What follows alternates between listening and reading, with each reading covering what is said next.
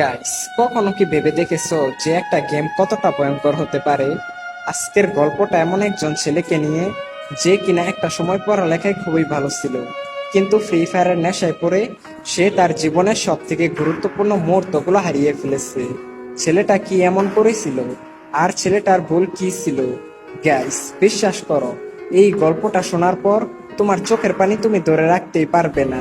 তো চলো আজকের গল্পটি শুরু করি। সুহান ছিল ঢাকার মধ্যবিত্ত পরিবারের ছেলে। ক্লাস 10-এ পড়ে। পড়াশোনায় খুবই ভালো। প্রতিবার স্কুলের পরীক্ষায় প্রথম থেকে পঞ্চমের মধ্যে তার রোল থাকতো। বাবা ছিলেন ব্যাংকের অ্যাকাউন্টেন্ট, আর মা হলেন গৃহিণী। তাদের পরিবারটা আনন্দ এবং খুশি দিয়ে ভরা ছিল। প্রতিদিনের মতো আজকেও সুহান তার স্কুলে যায়। স্কুলের বন্ধু রিয়াদ এসে বলল, দোস্ত, তুই কি ফ্রি ফায়ার খেলিস? সুহান মাথা নাড়িয়ে বলল, না বন্ধু, এই গেমটার নাম অনেক শুনেছি, কিন্তু কখনোই খেলা হয় নাই।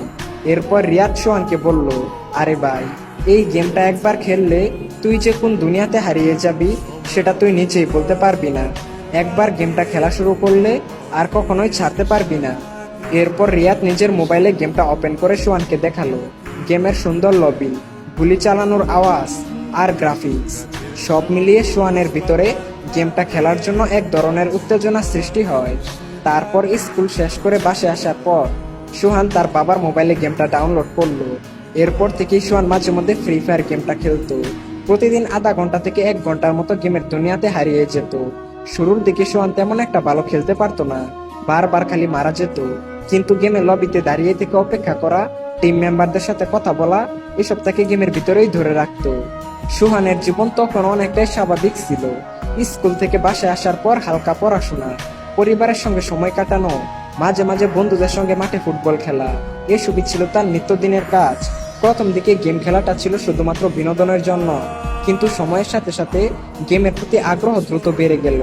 রাতের বেলা মা ডাকলে সে বিরক্ত হতো, এই তো মা, শেষ ম্যাচ। কিন্তু সেই শেষ ম্যাচ আর শেষ হতো না। আর আস্তে আস্তে সোহানের খেলার সময় বাড়তে লাগলো। 1 ঘন্টা থেকে 2 ঘন্টা, তারপর 3 ঘন্টা। গেমের প্রতি আগ্রহ এতটাই বেড়ে গেল যে সময় কোন দিক দিয়ে যাচ্ছে সেটা সে বুঝতেই পারতো না। প্রথম দিকে সে বলতো কিছুদিন গেম খেলে তারপরে গেম খেলা কমিয়ে দিব, কিন্তু তার কথা মতো না হয়ে গেম খেলার সময় আরো বেড়ে গেল। স্কুলে ক্লাসে সে মনোযোগ দিতে পারতো না।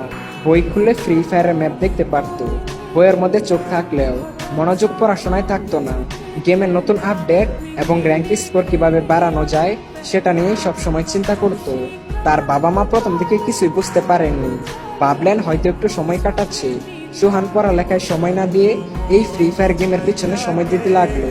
তার স্বপ্ন হয়ে উঠলো সে একদিন ফ্রি ফায়ার গেমটার মাধ্যমে অনেক বড় ইউটিউবার হবে এবং তার কাছে ভিডিওসও থাকবে, আর সবাই তাকে গেমের মধ্যে অনেক সম্মানও করবে। স্কুলের সময় হলে সে স্কুলে না গিয়ে বিভিন্ন জায়গায় বসে ফ্রি ফায়ার খেলতো। কিছুদিন পর সোহানের মা তাকে ধরে বলল, বাবা, এত গেম খেলছিস কেন?